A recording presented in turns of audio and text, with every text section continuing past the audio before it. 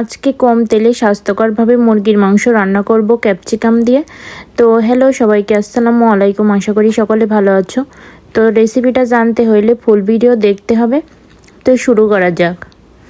এখানে আমি একটা সম্পূর্ণ মুরগি নিয়েছি সামান্য কিছু মশলা এবং আদা রসুন বাটা। তো সম্পূর্ণ মুরগিটা আমি রান্না করব অলিভ অয়েল দিয়ে। তো সামান্য পরিমাণ অলিভ অয়েল এখানে দিয়ে দিয়েছি। তো তেল খুবই কম ব্যবহার করব আমি এই রান্নাটায়।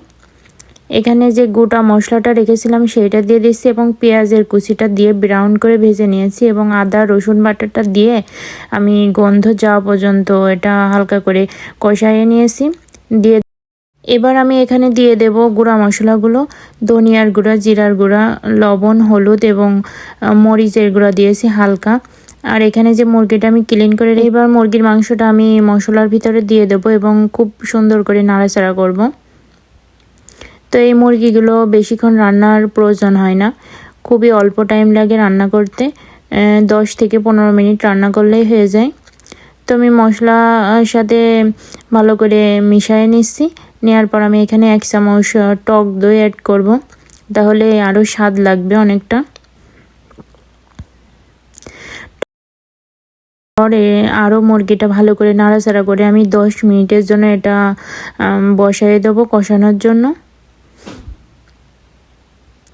তো মুরগির মাংসটা যত বেশি ভালোভাবে কষানো হবে ততই স্বাদ হবে বেশি।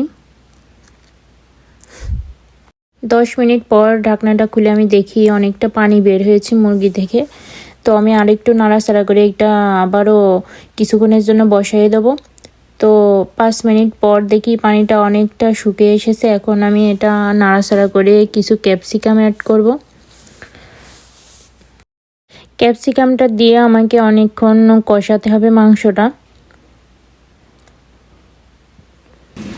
এই মাংসটা পুরা করে কষানো লাগবে, নাই অত ভালো হবে না।